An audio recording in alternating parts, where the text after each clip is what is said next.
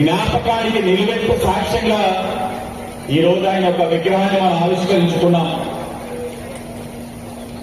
ఆయన ఒక నాయకుడు కాదు, ఒక యుగం.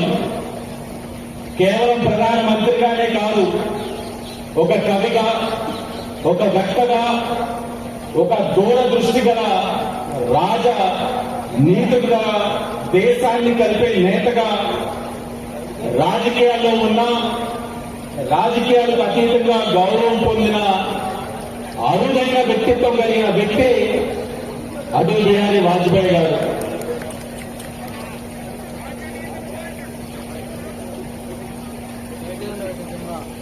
నేను ఒక వయసులో ఉన్నప్పుడు భారతదేశ పరిపాలన కానీ, భారతదేశ నిర్ణయాలు కానీ ప్రపంచ దేశాలు ఏ విధంగా చూసాయన్న దాన్ని నేను చూస్తుండేవాడిని. కానీ ఆయన ప్రధానమంత్రి అయిన తర్వాత భారతదేశ రూపురేఖలు మారాయి, ఆలోచన విధానం మారింది.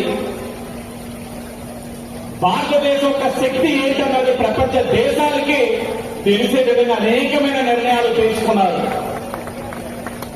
అభివృద్ధి కార్యక్రమాలే కాదు, ఒక పోర్టల్ పరీక్షలతో కానీ, గోల్డెన్ కోఆర్డినేటర్ కానీ, నదుల అనుసంధానంలో విషయంలో కానీ ఇలాంటి అనేకమైన నిర్ణయాలు ఆయన తీసుకున్న విధానాన్ని మనందరం కూడా ప్రశంసించాలి. ఈరోజు ఆయన యొక్క రచనలు కానీ, మాటలు కానీ ఇందాకే చెప్పారు.